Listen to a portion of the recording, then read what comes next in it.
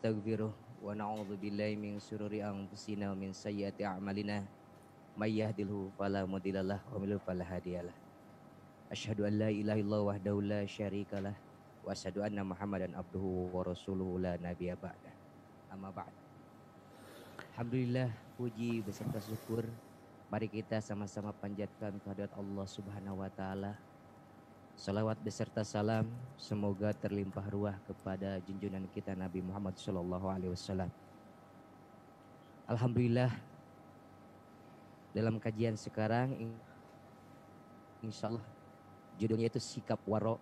Semoga dengan sama-sama kita menyimak kajian ini bisa meningkatkan keimanan dan ketakwaan kita kepada Allah Subhanahu Wa Taala, sehingga kita dimudahkan oleh Allah untuk menjalankan perintahnya dan menjauhi segala larangannya, karena tidak ada keuntungan yang lebih besar melebihi taat kepada Allah, dan tidak ada kerugian yang lebih besar melebihi maksiat kepada Allah. Untuk itu, kepada guru kita Al-Ustadz, silahkan untuk menyampaikan kajiannya pada malam ini. Barakallahu fikum. Assalamualaikum warahmatullahi wabarakatuh.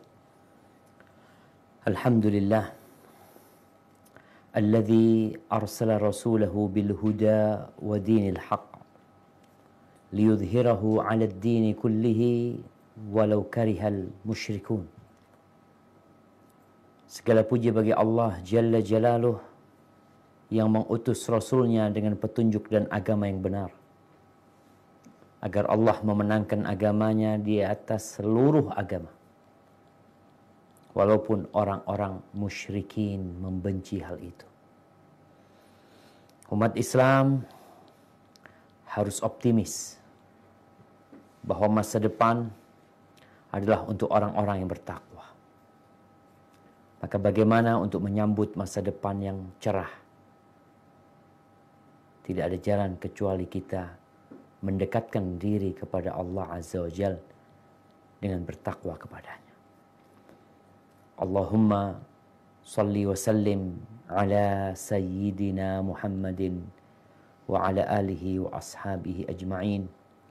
Ya Allah, semoga salawat dan salam senantiasa Engkau curahkan untuk hamba kekasih-Mu, untuk baginda Nabi kita Muhammad alaihi salatu wassalam, yang setiap muslim seharusnya yang mencintai Rasulullah sallallahu alaihi wasallam untuk tidak berhenti bersalawat kepadanya, untuk menghidupkan sunnahnya dan mengajak umat manusia untuk berjalan di atas ajaran Rasulullah sallallahu alaihi wasallam. Amma ba'd, ahibati fillah. Kenapa hari ini temanya tentang wara? Kita mungkin sering mendengar pujian buat orang yang wara. Kita mengatakan fulan itu orangnya wara. Masya Allah. Apa sih yang dimaksud dengan wara? Kalau kita melihat definisi wara, Al-Imam Ibnul Qayyim rahimahullahu ta'ala mendengar dari gurunya Syekhul Islam rahmatullah alaih tentang dua kalimat. Yang pertama tentang zuhud, yang terkadang difahami kurang tepat oleh sebagian masyarakat, sehingga zuhud itu dipandang orang meninggalkan dunia, hidup dalam kemiskinan, berbaju compang-camping, mengkonsumsi makanan yang tidak layak. Maka beliau mengatakan zuhud itu adalah tarku ma la yanfa' fil akhir. Zuhud itu adalah meninggalkan sesuatu yang tidak bermanfaat di akhirat. Itu zuhud. Coba kita lihat. Terkadang kita melakukan tindakan-tindakan yang sia-sia, yang gak ada manfaatnya. La fid dunya wala fil akhirah. membuang-buang waktu kita untuk perkara-perkara yang tidak berguna. Maka zuhud adalah meninggalkan sesuatu yang tidak bermanfaat di akhirat. Adapun wara adalah tarku ma takhafu dararahu fil akhirah. Wara itu adalah meninggalkan sesuatu yang membawa mudarat di akhirat. Wara itu apa? Meninggalkan sesuatu yang membawa madarat di akhirat. Dua hal ini, zuhud dan wara, tidak akan seorang hamba mencapai puncak dari zuhud dan wara melainkan apabila dia belajar tentang apa yang bermanfaat di akhirat dan apa yang berbahaya di akhirat. Sedangkan kita semua tahu Allah Azza wa Jal tidak melahirkan kita berilmu. Bahkan kita nggak tahu apa-apa. La ta'lamuna syai'an, kata Allah. Keluar dari perut ibunda kita nggak tahu apa-apa. Kita mulai diajarin sama orang tua kita. Ya, kalau kita diajarin tentang agama, alhamdulillah. Tapi kebanyakan kita dalam urusan agama adalah ikut-ikutan orang tua kita, ikut-ikutan masyarakat kita, tapi untuk urusan dunia kita belajar. Makanya kalau kita melihat ada ketimpangan yang sangat nyata dalam urusan dunia dan akhirat. Seringkali orang-orang itu menilai orang yang taat, yang sering ke masjid, yang sering puasa sunnah, kata dia, oh ini orang berlebih-lebihan dalam beribadah. Loh, terus yang benar kayak apa yang tidak berlebih-lebihan? Kita akan bicara tentang warok, bukan berarti kita berlebih-lebihan dalam beragama. Nggak boleh berlebih-lebihan dalam beragama. Nabi SAW mengatakan, halakal mutanatti'un. Celaka sengsara orang yang berlebih-lebihan dalam beragama. Maka berbincang tentang warok, kadangkala orang kalau bicara warok itu ya meninggalkan yang syubhat. Nah, itu termasuk warok. Tapi meninggalkan yang haram itu lebih utama daripada meninggalkan yang syubhat. Tapi meninggalkan yang syubhat itu lebih utama daripada kita sibuk bersedekah, berbuat amal kebajikan, sedangkan yang syubhat kita makan. Sampai ada ungkapan sebagian salaf, Malik bin Dinar atau yang lainnya, dia mengatakan, la an ada dirhaman min syubha, aku meninggalkan satu dirham karena syubhat. Aku pikir ini hal atau haram ya, bercampur kayaknya. Itu ahabbu ilayya, lebih aku cintai daripada aku sedekah 1000 dinar. Lihat jemaah, sedekah 1000 dinar bermanfaat. Tapi meninggalkan satu harta, satu dirham yang syubhat, yang mungkin haram, itu lebih dicintai oleh Malik ibn Dinar daripada sedekah 1000 dinar. Ada juga sebagian ulama salaf melihat orang ini, para pedagang nih. Kita bicara pedagang nih, teman-teman makin jadi pedagang ya. Setelah hijrah, dia jadi pedagang. Bagaimana kondisi pedagang? Nggak apa-apa berdagang. Yang penting, kata Allah, rijalun la tulhihim tijaratun wala bay'un an dzikrillah wa iqamis shalah wa ita'iz zakah. Itu adalah laki-laki yang konsisten. Dia cari dunia. Dia bisnis. Dia buka usaha. Dia punya toko. Tapi usaha dia, bisnis dia tidak membuat dia lupa dari mengingat Allah. Dari mendirikan sholat. Dari menunaikan zakat. Ada yang mereka takutkan. Apa? Ya khafuna yawman tataqallabu fihi al-qulub wal absar. Mereka takut dengan hari kiamat. Ini kita bicara wara. Ada yang dia takutkan. Nah, sebagian pedagang ini, dia itu berlomba-lomba di sop pertama. Dan ini juga Ana dapat pesan dari beberapa teman di Jakarta.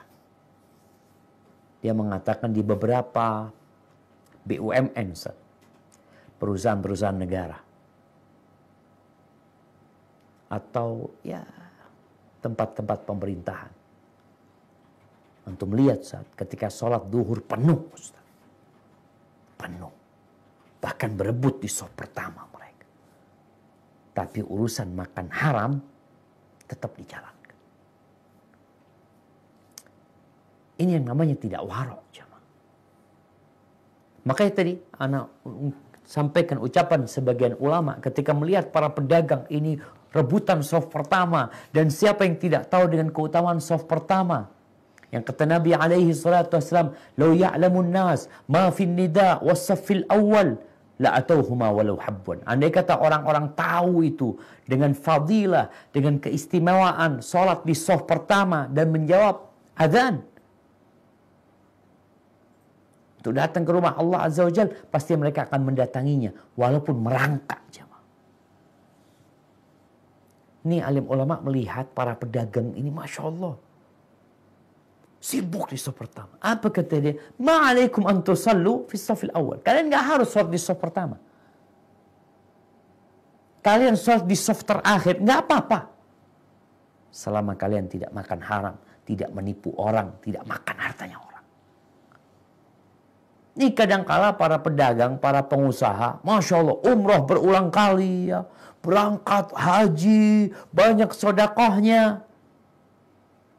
Tapi urusan haram tetap dia kerjakan. Bangun masjid dengan uang haram, kau bangun masjid. Hendaklah warok, jemaah. Tinggalkan yang tidak bermanfaat buat akhirat, itu namanya zuhud. Meninggalkan yang membahayakan dirimu di akhirat, itu namanya warok. Coba kita lihat bagaimana Rasulullah SAW mengajarkan kepada kita warok. Di dalam hadis Abi Abdullah Nu'man bin Bashir radhiyallahu anhu maqala, "Sami'tu Rasulullah sallallahu alaihi wasallam yaqul." Aku mendengar Rasulullah sallallahu alaihi wasallam bersabda, "Innal halala bayyinun wa innal harama bayyinun wa bainahuma umurun mushtabahat atau mushtabihat la ya'lamuhunna katsirun minan nas." Kata Nabi SAW, sesungguhnya yang halal itu sudah jelas, yang haram itu juga sudah jelas. Di antara halal dan haram ini terdapat perkara-perkara yang syubhat, yang samar, nggak jelas. Kalau dilihat dari sini kayaknya halal, dilihat dari sini kayaknya haram. Ada yang lebih dekat ke haram, ada yang lebih dekat ke halal. Pokoknya samar. Kebanyakan orang, kata Nabi SAW, nggak tahu. Berarti ada orang yang tahu. Ingat, kebanyakan orang nggak tahu. Ulama tahu. Kadang-kala orang awam itu merasa itu syubhat. Tapi lo enggak, itu haram udah jelas. Atau dia enggak, itu halal. La ya'lamuhunna katsirun minan nas. Lalu apa sikap seorang muslim? Faman ittaqa syubhat faqad istabra'a li dinihi wa irdihi. Barang siapa yang menjaga dirinya dari perkara-perkara syubhat, maka dia telah berlepas diri demi keselamatan agama dan kehormatannya. Dan waman waqa'a fi syubhat waqa'a fil haram.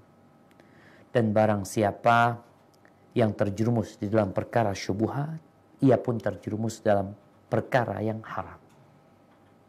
Karena dalam syubhat itu kan mengandung unsur haram masalahnya. Hanya kita terjerumus dalam hal yang haram.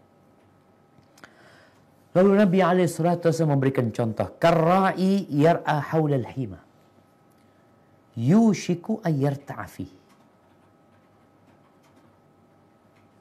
Seperti seorang pengembala yang dia itu membawa hewan ternaknya, mengembalakan hewan ternaknya, di mana di kawasan terlarang. Kadangkala ada yang namanya tanah terlarang, ini tanah miliknya raja. Yang boleh bawa ternak di sana cuma raja. dan hewan ternaknya raja, umpamanya, atau punya pemerintah, nggak boleh kita ke tempat itu. Tapi dia bawa ke tempat itu. Di sekitarnya nggak masuk. Tapi yang namanya kambing, mungkin pengembalanya nggak masuk, kambingnya masuk. Yushiku ayar tampil saja itu makan di sana kambingnya. Ala wa inna likulli malikin hima. Semua raja itu punya kawasan terlarang. Ada yang kalau tertulis dilarang masuk, terlarang masuk, ada kawasan terlarang. Ala wa inna himallah maharimu. Kawasan terlarang Allah itu ada hal-hal yang diharamkan. Ini namanya wara ketika meninggalkan perkara-perkara yang membahayakan kita di akhirat. Taib. Lalu beliau di akhir hadis mengatakan, ala wa inna fil jasadi mudghah. Masalahnya itu di hati. Di setiap jasad itu ada segumpal daging. Kalau daging itu baik, maka semuanya baik. Tapi kalau rusak, semuanya rusak. Apa? Hati kita.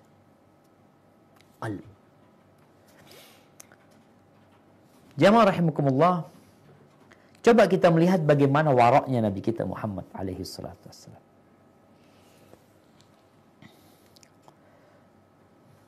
Di dalam hadis yang diriwayatkan oleh Imam Bukhari dan Muslim dari Abu Hurairah radhiyallahu anhu, dari Nabi alaihi salatu wassalam, beliau berkata,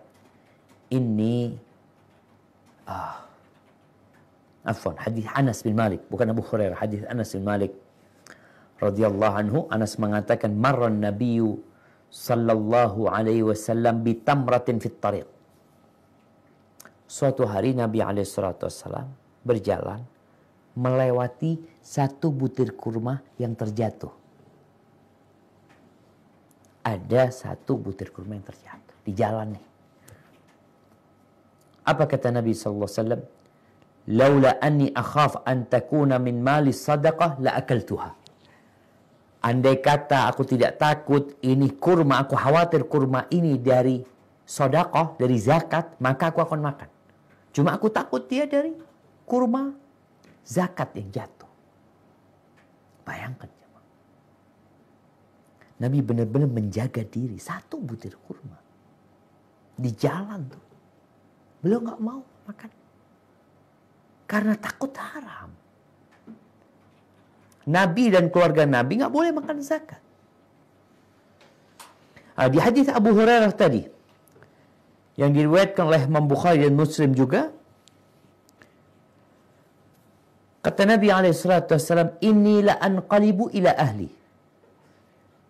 Aku pulang ke keluarga aku, kata Nabi SAW. Fa'ajitu tamrata saqitatan ala firashi.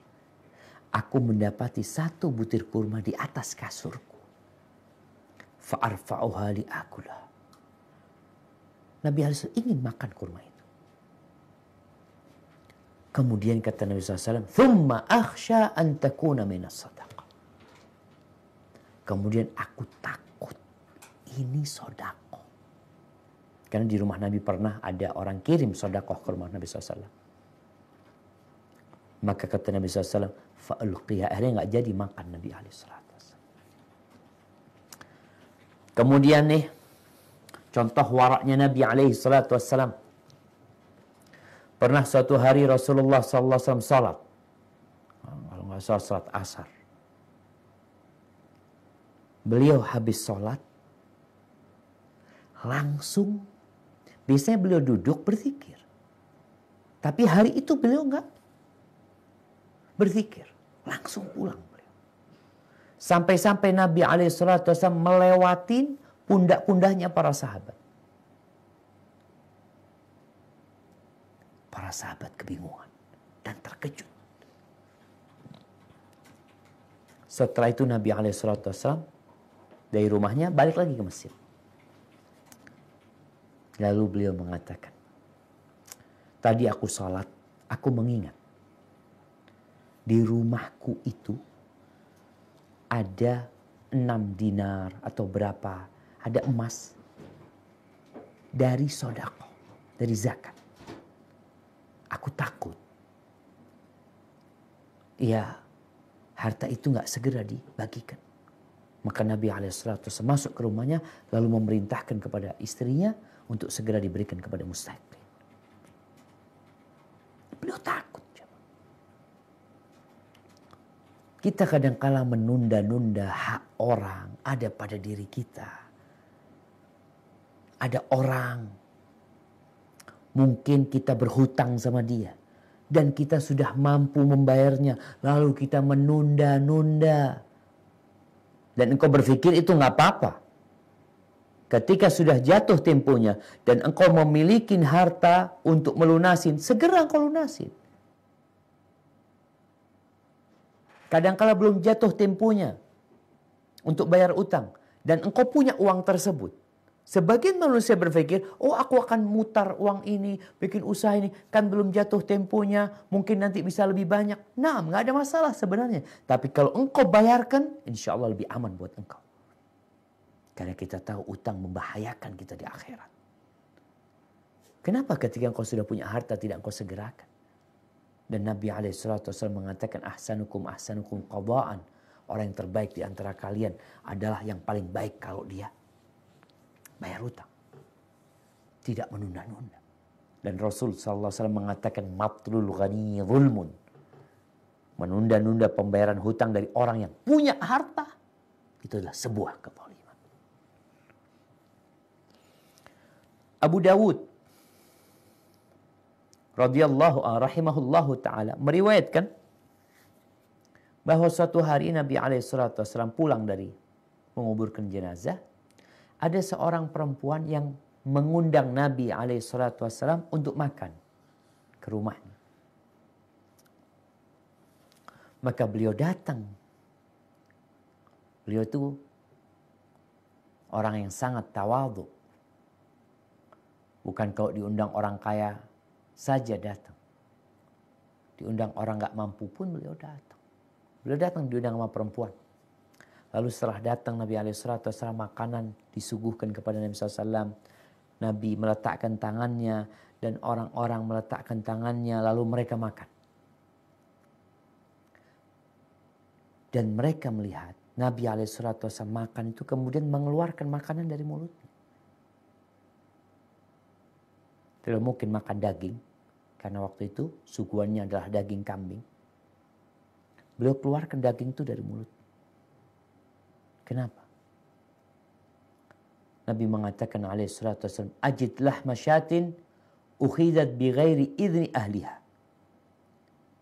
Aku melihat daging kambing ini diambil tanpa izin pemiliknya. Bagaimana Allah menjaga Nabi alaihissalam. Faqalatil mar'ah. Lalu sang perempuan ini yang mengundang Nabi SAW mengatakan, ya Rasulullah, inni arsaltu ilal baqi yashtari li syatan falam ajid. Aku ngirim orang untuk beli seekor kambing di Baqi, nggak ada. Nggak dapat kambing yang dijual di sana. Fa arsaltu ila jari qad ishtara syatan. Lalu aku kirim orang ke tetanggaku. Tetangganya baru beli kambing. Dia baru membeli seekor kambing. Aku mengatakan kepada dia, tolong kirimkan kambingmu kepadaku, aku bayar. Gitu. Berapa engkau beli tadi? Falam yujad. Tetanggaku nggak ada. Orangnya nggak ada. Kambingnya ada, orangnya nggak ada. Fa arsaltu ila marati. Lalu aku ngomong sama istrinya. Suaminya nggak ada. Istrinya ada. Lalu istrinya mengirim kambing itu kepadaku. Bayangkan jemaah. Kambing itu kan milik suaminya. Suaminya nggak ada nih, orang ngomong sama istrinya. Nih para istri harus hati-hati. Ketika itu harta suamimu, harus izin sama suami. Nih akhirnya, sang istri yang kirim kepada tetangganya. Maka Nabi SAW mengatakan, at'imihal asara. Udah, para sahabat nggak boleh makan sudah ketika itu. Beliau memerintahkan agar makanan ini diberikan kepada tawanan-tawanan itu. Nggak dibuang. diberikan kepada tawanan-tawanan. Diberikan kepada mereka. Subhanallah jemaah. Seperti itu waraknya Nabi alaihi salatu wassalam. Ahibati fillah. Rasul SAW pernah berkata kepada Abu Hurairah radhiyallahu anhu. Kita ini kadang-kala beranggapan ahli ibadah kita ini. Ana umrah Ustaz, ana haji, ana sedekah, ana salat malam, ana puasa sunnah, ana baca Al-Quranul Karim. Taib. Itu amalan-amalan soleh. Tapi kalau engkau ingin menjadi orang yang paling ahli ibadah, seperti apa? Nabi alaihi salatu wassalam mengatakan, ya Aba Hurairah, kun wari'an, takun a'badan nas. Jadilah engkau orang yang warak. Ketika itu engkau akan menjadi orang yang paling ahli ibadah. Dalam riwayat lain dikatakan, ittaqil maharim, takun a'badan nas. Tinggalkan yang haram-haram, engkau akan menjadi orang yang paling ahli ibadah. Ahibati fillah. Ya, kayaknya datang masa yang kata Nabi alaihi salatu wassalam, la ya'tiyanna 'alan nasi zamanun. Akan datang suatu masa kepada manusia, la yubalil mar'u bima akhadhal mal amin halalin amin haram. Nggak peduli orang itu dapat harta itu dari cara yang halal atau dari cara yang haram. Bahkan ada ungkapan yang sangat menyesatkan. Apa ungkapan itu? Mengatakan cari yang haram aja susah, apalagi yang halal. Na'udzubillah min dzalik. Ahibati fillah. Abu Hurairah radhiyallahu anhu meriwayatkan dari Rasulullah sallallahu alaihi wasallam. Beliau mengatakan, ayuhan nas, wahai umat manusia, innallaha tayyibun la yaqbalu illa tayyiban. Ingat, Allah itu maha baik. Dan Allah tidak menerima kecuali yang baik-baik. Wa innallaha amara al-mu'minin bima amara bihil mursalin. Sesungguhnya Allah memerintahkan kepada orang-orang yang beriman sebagaimana Allah memerintahkan kepada utusan-utusan Allah. Ini sama nih. Karena sebagian orang mengatakan, oh itu kan Nabi, Ustaz. Seperti itu. Allah memerintahkan kepada orang-orang yang beriman sebagaimana Allah memerintahkan kepada para rasul. Apa kata Allah kepada rasul-rasulnya? Ya ayyuhar rusul, kulu minat tayyibat wa'malu salihan. Wahai para rasul, makanlah dari yang baik-baik dan beramallah amalan soleh. Makan yang baik, beramal soleh. Ada korelasinya nih. Makanan yang baik ini berpengaruh kepada amal kita. Disuruh makan yang baik dan beramal soleh. Inni bima ta'maluna basir. Inni bima ta'maluna alim. Aku dengan apa yang kalian kerjakan maha mengetahui. Dan Allah mengatakan kepada orang-orang beriman, ya ayyuhalladzina amanu kulu min thayyibati ma razaqnakum. Wahai orang-orang yang beriman, makanlah dari yang baik-baik, yang halal dari apa yang kami rizkikan kepada kalian. Lalu Nabi menyebutkan kisah seorang laki-laki yutirus safar, yang melakukan perjalanan panjang. Doanya musafir itu mustajab. Ash'ath akhbar, kondisi dia, wajahnya, rambutnya penuh dengan debu, kondisi dia kumal, baju dia juga seperti itu. Yamuddu yadaihi ila sama, lalu dia mengangkat tangannya ke langit.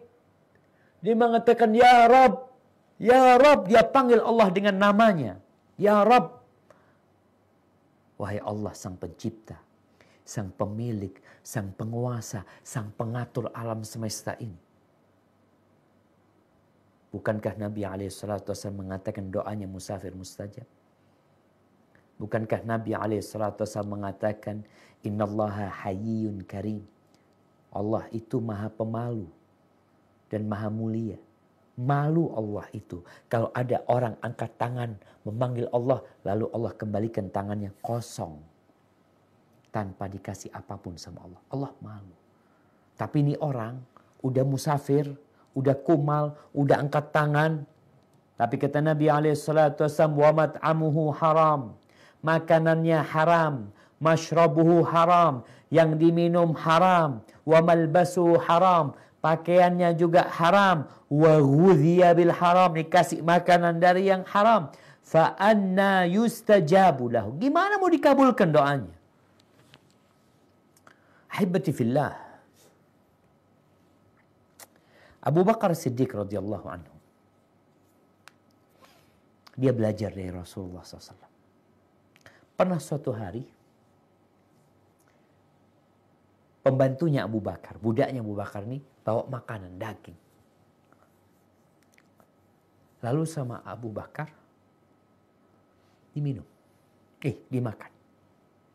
Setelah selesai makan, baru Abu Bakar tanya. Rupanya Abu Bakar lapar. Baru tanya Abu Bakar sama budaknya, dapat dari mana engkau tadi daging?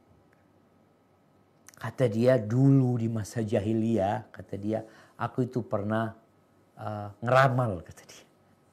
Padahal aku bukan peramal gitu loh. Ternyata ramalannya itu terjadi gitu loh jemaah.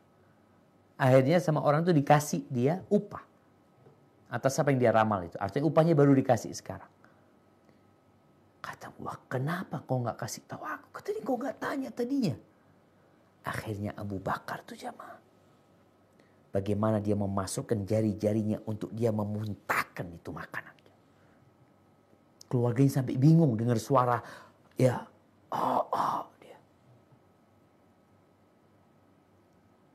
Setelah keluar semua dari perutnya Abu Bakar mengatakan, wallahi, kalau makanan itu tidak keluar kecuali kalau makanan itu tidak keluar dari perutku kecuali bersamaan dengan keluarnya nyawaku, aku akan lakukan itu. Kenapa? Abu Bakar ini meriwayatkan hadis, ayyuma lahmin nabata min suhtin fannaru aula bih. Daging mana saja yang tumbuh dari yang haram, neraka lebih pantas buat tempat dia. Maka kita benar-benar harus wara. Ada riwayat Umar bin Khattab radhiyallahu anhu, dia minum susu. Setelah dia tanya, susu dari mana ini? Oh, susu dari onta sodako. Langsung dimuntahkan lagi sama Umar bin Khattab radhiyallahu anhu. Ahibati fillah. Kadangkala kita nih merasa ahli ibadah, tapi dalam bab halal haram kita nggak peduli. Ingat cerita. Ketika Nabi SAW ditanya tentang seorang wanita. Taqumul lail. Masya Allah, sholat malam.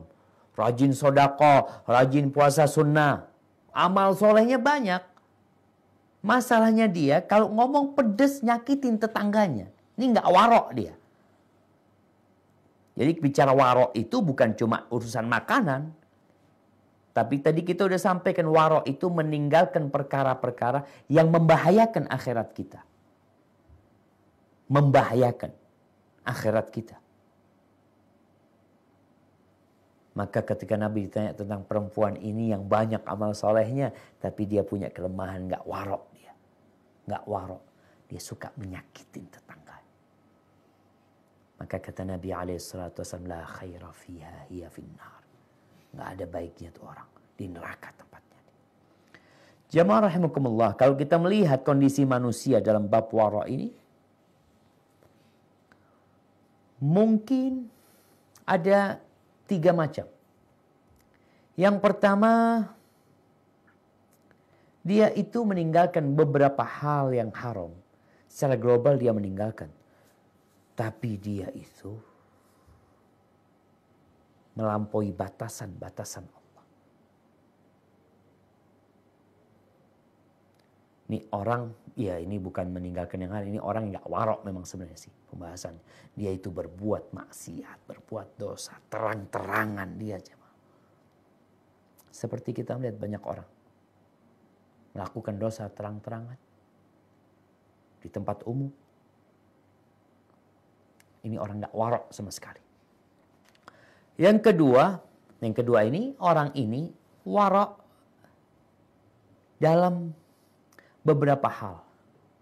Tapi di hal yang lainnya, dia nggak warok.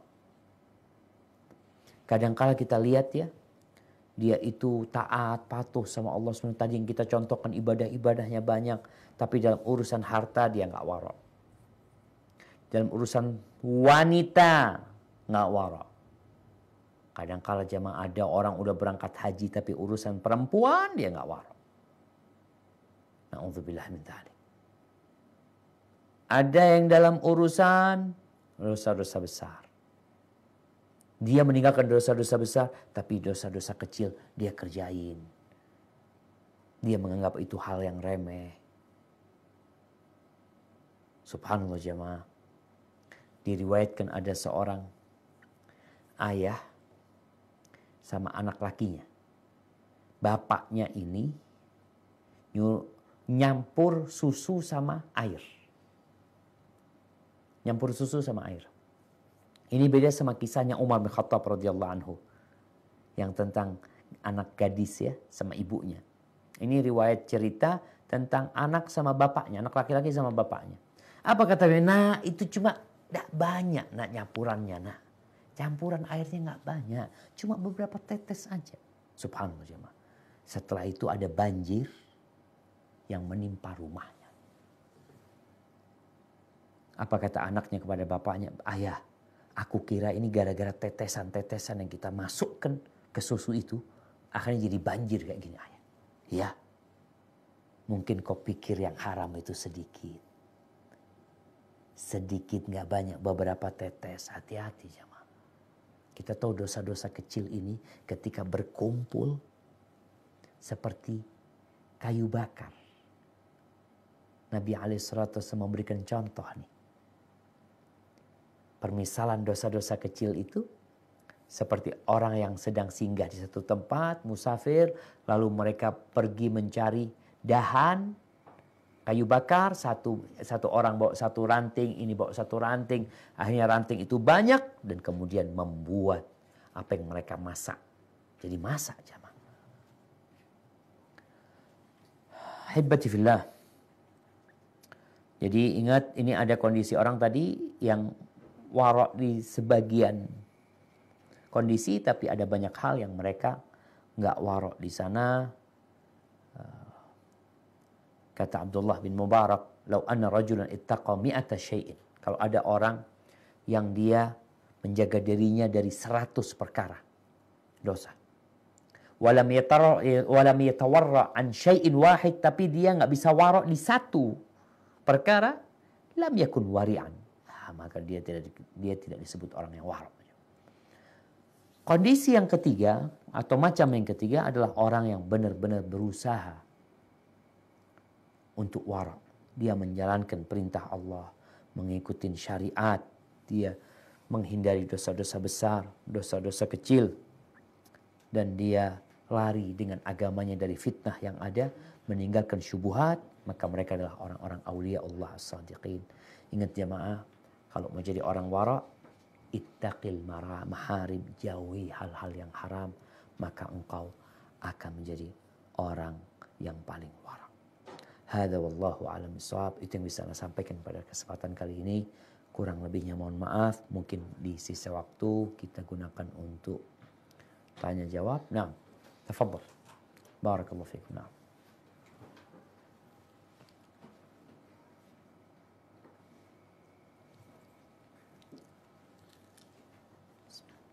Assalamualaikum warahmatullahi wabarakatuh.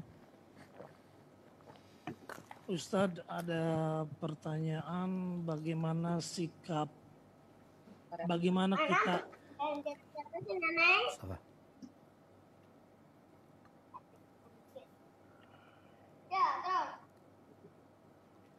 Ya. menghadapi bagaimana sikap waro yang ada di dalam diri kita untuk menggapai. Suaranya kecil, Fahad.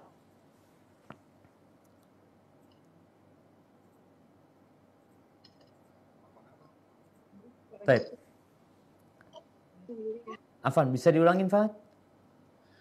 Pertanyaannya, bagaimana dengan sikap waro, karena jika sifat waro itu dikatakan seperti untuk zuhud, bagaimana sebatas mana kita berusaha mencari rezeki, Ustadz? Barakallahu fikum. Nah, jamaah, tadi kita udah bedakan antara wara' dan zuhud. Memang di beberapa pembahasan seperti di kitab Bulughul Maram itu babnya bab zuhud wal wara'. Bab zuhud dan wara'. Zuhud itu meninggalkan yang tidak bermanfaat di akhirat. Meninggalkan yang tidak bermanfaat di akhirat. Jadi kalau orang meninggalkan sesuatu yang bermanfaat di akhirat, itu orang bodoh. Bukan orang zuhud. Maka sekarang kalau bicara dunia ini, bermanfaat enggak buat akhirat kita? Bermanfaat. Buat apa? Banyak sekali manfaat dunia ini buat akhirat kita. Tatkala ambisi kita mencari dunia memang untuk akhirat. Keinginan kita, engkau kenapa bekerja? Kenapa engkau cari fulus ini sebenarnya? Tinggal yang kita bicarakan adalah urusan niat. Kenapa kita bicara niat? Dunia ini bakal kita tinggalkan. Engkau mau dapat seberapa banyak pun. Seberapa banyak pun. Pernah melihat orang kaya yang umurnya 200 tahun? Pernah melihat orang kaya yang umurnya 150 tahun? Nggak ada. Kita nggak pernah lihat nih sekarang nih. Ini pertanda bahwasanya dunia ini bakal kita tinggalkan. Terus gimana? Ya udah engkau bawa ke akhirat. Maka kalau bicara sebatasan mana kita mencari dunia, yang penting niatnya. Rasulullah SAW ketika bersama para sahabatnya melihat tuh seorang pemuda yang gagah, yang bekerja cari duit. Akhirnya para sahabat mengatakan, laita hadza fi sabilillah. Andai kata tenaga dia, fisik dia ini di jalan Allah, pasti pahalanya lebih besar. Fi sabilillah. Apa kata Nabi SAW? In kana kharaja yas'a. Kalian tahu, kalau dia itu bekerja, berusaha untuk memberikan nafkah kepada kedua orang tuanya yang sudah tua renta, fahuwa fi sabilillah. Orang itu fi sabilillah. Yang kedua, kalau dia bekerja untuk memberikan nafkah kepada anak-anaknya, fahuwa fi sabilillah. Dia itu di jalan Allah. Yang ketiga, kalau dia keluar bekerja, liyu'iffa nafsahu. Dia untuk warok tadi, agar dia tidak ngambil hartanya orang. Agar dia tidak minta-minta sama orang. Dia ingin mencukupi hidupnya. Dia ingin terhormat. Dia bekerja. Fahuwa fi sabilillah. Maka orang itu fi sabilillah. Yang keempat nih, kalau dia kerja, cari dunia, riya'an wa mufakharatan, fahuwa fi sabili syaitan. Kalau dia bekerja, mencari dunia untuk riya, untuk pamer, mufakharah, untuk berbangga-banggaan. Kamu punya apa? Saya punya ini. Hanya itu tujuan dia. Fahuwa fi sabili syaitan. Maka dia di jalannya setan. Jadi kalau bicara dunia ini, maka bicara niat. Batasannya niatmu cari apa? Dunia ini buat apa sekarang? Oh, anak kepingin umrah. Oh, kepingin umrah. Engkau mau kasih nafkah buat istrimu aja fisabilillah. Apalagi kalau niatnya buat umrah, buat haji. Maka tolong berhati-hati. Jadi kebatasannya mungkin yang paling ringan adalah masalah niat kita. Kemudian ketika niat kita sudah benar, caranya. Jangan sampai kita itu ngambil haknya orang. Kita bekerja dengan cara yang haram. Dan insya Allah jamaah, kalau niat kita akhirat, antum mau jadi orang paling kaya di muka bumi ini, ya antum akan berbahagia, bergembira. Karena semakin banyak manfaat yang antum berikan. Bangun sekolah ini itu. Tapi hati-hati, jangan sampai ada yang haram atau yang syubhat dalam harta antum. Hadza wallahu a'lam bissawab. Nah. Ada pertanyaan dari via Zoom, Ustadz. Assalamualaikum warahmatullahi wabarakatuh. Waalaikumsalam warahmatullahi wabarakatuh. Ustadz, Ana sudah mulai berhijrah, namun kadang suka sedih ketika umpamanya buka media sosial, lalu melihat teman-teman Ana yang kelihatan asik sekali dengan dunianya. Kadang ada rasa rindu dengan masa-masa yang lalu, Ustadz. Tapi Ana sudah bertekad untuk tidak kembali ke masa lalu. Lalu bagaimana cara meningkatkan iman Ana ini, Ustadz? Jazakallah khairan. Wassalamualaikum warahmatullahi wabarakatuh. Masya Allah, barakallahu fikum. Naam jamaah. Kita ini hidup di tempat ujian. Sehingga teman-teman yang hijrah, dia harus didampingin. Harus sering-sering datang kajian. Harus cari kawan-kawan baik. Dan kita kalau tahu kawan kita baru hijrah, tolong dirangkul. Karena kadangkala tadi, kitanya ini yang udah lama hijrah kurang welcome sama teman-teman yang baru hijrah. Ceritanya tentang seorang yang baru hijrah. Dia cerita sama Ana. Ketika di Surabaya Ustadz, Ana hadir kajian Ustadz sama istri Ana. Ya Ana kan baru hijrah, baru belajar Ustadz. Ketika datang Ana di majelis itu nggak ada yang ngajak ngomong Ana Ustadz. Akhirnya Ana WA istri Ana. Dia kan di tempatnya Harim. Ana WA.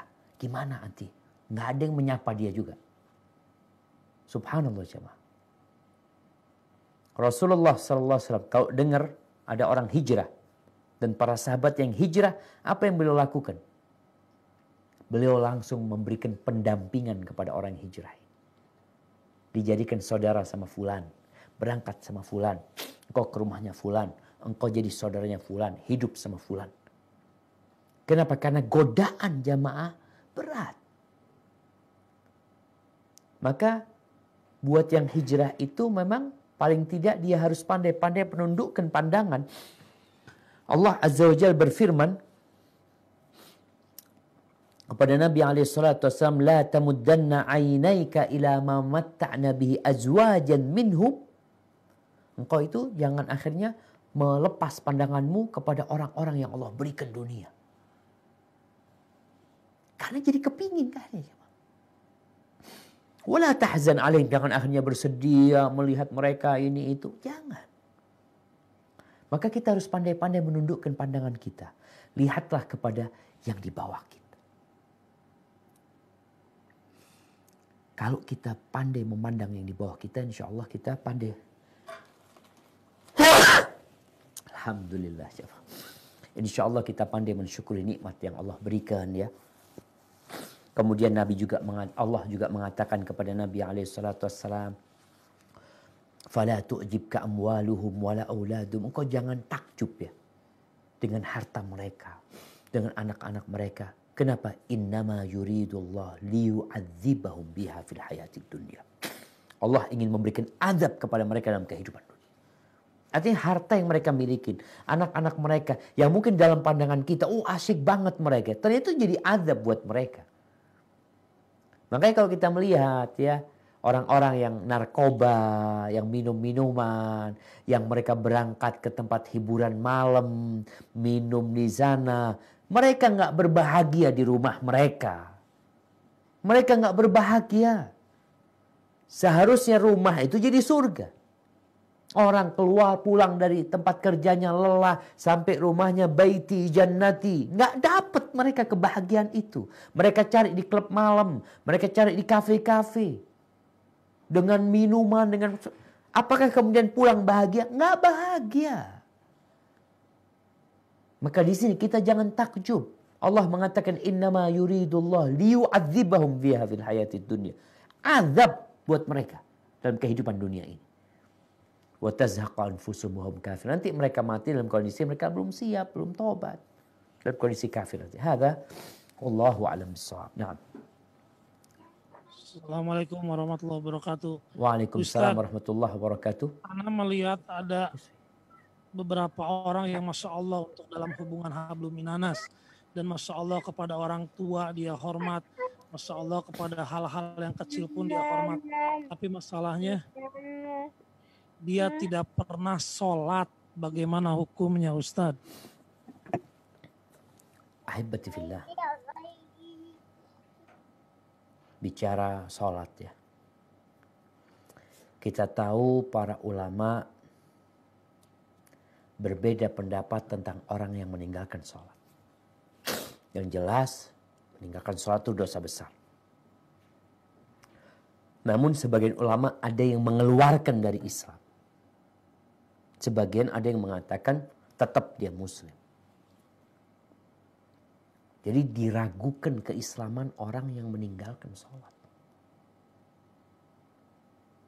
Kalau ternyata dia banyak berbuat baik ya, banyak menolong orang, banyak sodako, sosialnya jangan ditanya. Ketahuilah bahwasanya pada hari kiamat nanti yang awal dihisap itu adalah sholatnya. Kalau sholatnya benar, yang lainnya insya Allah benar. Kalau sholatnya nggak benar, gimana dengan sodakohnya? Bisa jadi riya.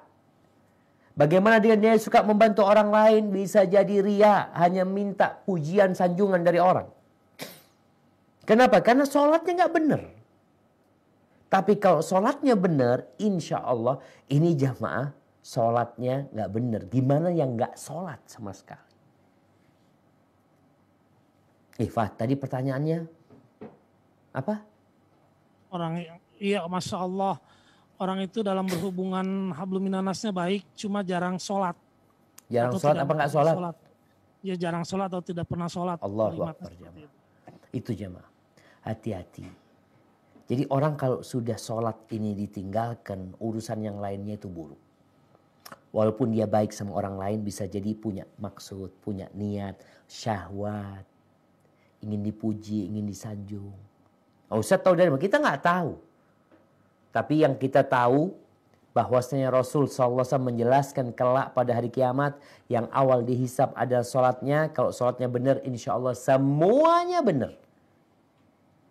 Kalau nggak benar, ya sudah, yang lainnya pun akan berantakan. Apa tugas kita melihat orang kayak gitu jamaah? Kadangkala kita nih jamaah nggak mau kasih nasihat. Kenapa Ustaz kalau kasih nasihat, anak takut dia nanti sakit hati, kemudian gak berkawan sama anak. Subhanallah. Engkau suka berkawan dengan orang yang meninggalkan sholat. Lalu engkau mendiamkan. Hati-hati ketika orang mendiamkan kemungkaran terjadi padahal dia mampu untuk memberikan nasihat. Tapi karena takut kehilangan manfaat. Ini orang gak warok lagi. Karena kalau dia sakit hati nanti dia bisa ngasih anak, Ustaz, bantu anak. Barakallahu fikum. Nah, Ustadz, mungkin ini pertanyaan terakhir dengan kondisi Ustadz seperti itu juga lah bahasa tahurun insyaallah. labas tahur insyaallah jazakallah. Assalamualaikum warahmatullahi wabarakatuh.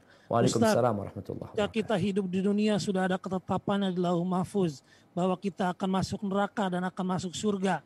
Pertanyaannya, untuk apa kita beramal di dunia jika itu sudah tertulis? Barakallahu fikum. Subhanallah jamaah. Ya. Pertanyaan ini pernah ditanyakan kepada Rasulullah sallallahu alaihi wasallam.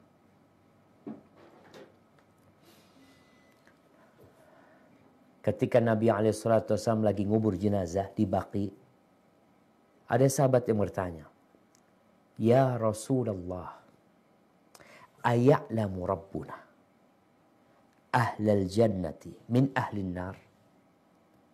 Apakah Allah sudah tahu siapa di antara kita yang masuk surga dan siapa di antara kita yang masuk neraka?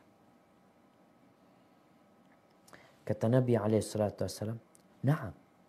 Iya, Allah sudah tahu. Kata para sahabat, "Fafimal amal."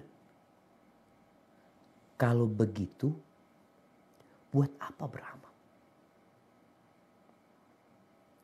Kan orang berpikir seperti itu. Buat apa beramal? Kata Nabi SAW, "I'malu fakullun muyassarun lima khuliqa lahu." Tugas kalian beramal. Kalian beramal lah, gak usah mikirin itu gitu loh. Itu ilmunya Allah, kita gak tahu. Tugas kita beramal. Dan Allah memberikan kepada kita keinginan. Allah memberikan kepada kita kehendak, kemampuan. Tugas kalian beramal. Semua akan dimudahkan sesuai dengan catatan dia. Untuk apa dia diciptakan? Untuk surga atau neraka? Mungkin sebagian akan berpikir, apakah akhirnya sia-sia kita beramal? Enggak sia-sia. Bicara takdir. Ada 4 tingkatan takdir. Tolong difahami. Agar kita tidak lagi rancu dalam memahami urusan takdir. Karena takdir ini rukun iman yang ke-6. Rasulullah SAW mengatakan antu'mina bil qadari khairihi wa syarri. Engkau beriman dengan takdir baik dan buruk. Kadangkala kita ini sama takdir baik oke, sama takdir buruk nggak terima. Taib. Ada 4 tingkatan takdir. Tingkatan pertama adalah ilmu Allah SWT. Jadi awal yang Allah ciptakan itu adalah pena. Awalan ilmu, Allah itu mengetahui tentang segala sesuatu. Allah mengetahui segala sesuatu. Yang akan terjadi malam ini di Sumedang akan terjadi apa? Oh, akan turun hujan. Berapa jumlah hujan yang turun? Oh, sekian kubik jumlahnya. Allah tahu berapa butiran air yang turun. Allah tahu dengan daun-daunan yang jatuh. Allah tahu dengan biji-bijian yang dibawa oleh kelelawar, dibawa oleh burung, kemudian dia akan jatuh, dia akan tumbuh, atau dia akan mati. Allah tahu itu jemaah. Kemudian awal yang Allah ciptakan adalah pena. Ini tingkatan kedua. Yaitu ditulis. Ilmu Allah itu dituangkan dalam kitab. Yang namanya Lauhul Mahfuz. Ketika Allah menciptakan pena. 50.000 tahun sebelum penciptaan langit dan bumi. 50.000 tahun kata Nabi SAW. Allah menciptakan pena. Lalu Allah mengatakan kepada pena tersebut. Uktub. Tulislah. Pena itu bertanya, wama aktub. Apa yang aku tulis? Apa yang ditulis oleh pena ini? Allah mengatakan, uktub ma huwa kainun ila yaumil qiyamah. Engkau tulis segala sesuatu yang akan terjadi sampai hari kiamat. Berdasarkan ilmu Allah. Allah tahu kita itu akan masuk surga atau neraka. Allah tahu. Allah tahu kita itu akan sholat nggak sholat. Allah tahu. Dari situlah ditulis. Yang ketiga. Ini yang berkaitan dengan masyiah. Allah berkehendak itu terjadi. Akhirnya terjadi. Setelah ilmu ditulis kehendak Allah. Yang keempat adalah ciptaan Allah SWT. Allah menciptakan perbuatan itu. Peristiwa itu. Maka tugas kita beramal. Ahibati fillah. Mungkin sebagian ada yang bertanya. Ustaz, kalau ana sudah ditulis masuk neraka. Engkau nggak tahu engkau masuk surga atau neraka. Ustaz, mungkin ana sudah ditakdirkan miskin. Engkau nggak tahu engkau ditakdirkan miskin atau tidak. Makanya orang bekerja. Pernah melihat orang miskin mengatakan, oh, kayaknya ana memang ditulis miskin. Anak-anak bekerja, merantau. Sama bapaknya dikatakan, nak berangkat ke Jakarta. Kerja di sana, mudah-mudahan sukses. Kenapa nggak bicara takdir? Karena dia tahu manusia dikasih kehendak. Dikasih kekuatan sama Allah Subhanahu Wa Taala. Sehingga tugas kita hanya beramal. Ustaz, takdir bisa dirubah apa enggak? Kata Nabi SAW, la yaruddul qadha illa du'a. Wa la yazidu fil umri illa albir. Tidak ada yang dapat menolak takdir kecuali doa. Dan tidak ada yang menambah umur kecuali berbakti sama orang tua atau berbuat baik kepada kerabat dan manusia. Di sini tugas kita beramal, jamaah. Kemudian kadang-kala kita juga melihat, Ustaz, ana lihat orang itu soleh, Ustaz ya. Tapi kok su'ul khotimah, Ustaz ya. Ana juga lihat ada fulan nih, ya Allah, preman gak bener, Ustaz. Tapi matinya husnul khotimah, Ustaz. Itulah kita gak tahu. Nabi SAW mengatakan, ada orang yang beramal soleh. Fima yabdulin nas. Dalam pandangan manusia, dia orang baik. Dalam pandangan manusia. Kayaknya orang baik. Tapi di hati dia siapa yang tahu? Allah Azza wa Jal. Makanya kadang-kala kalau kita ngeliat ada orang baik matinya su'ul khotimah. Sebenarnya dia bukan orang baik. Dia selama ini pura-pura baik. Kalau ada orang yang jahat lalu mati husnul khotimah. Kadang-kala dia itu baik sebenarnya, jamaah. Dia itu menyesali. Mungkin ketika dia sendirian di rumahnya. Dia menyesali dosa-dosa itu. Tapi dia kembali berbuat dosa. Siapa yang tahu? Allah Azza wa Jalla tahu. Maka tugas kita adalah beramal. Salah satunya adalah warok. Laksanakan perintah Allah, tinggalkan yang haram, tinggalkan yang syubhat. tinggalkan segala sesuatu yang berbahaya untuk akhirat kita. Dan semoga Allah memasukkan kita ke surganya. Banyak-banyak berdoa. Hadza wallahu a'lam bishawab. Itu yang bisa Anda sampaikan pada kesempatan kali ini. Kurang lebihnya Anda mohon maaf ya. Anda kepingin sampai malam bersama teman-teman di Sumedang ya. Tapi ya ada ya takdir Allah nih. Kalau bicara takdir Allah, semoga Allah mengampuni dosa-dosa kita. Anda kembalikan kepada pembawa acara Fahad Syabibi. Fadhal.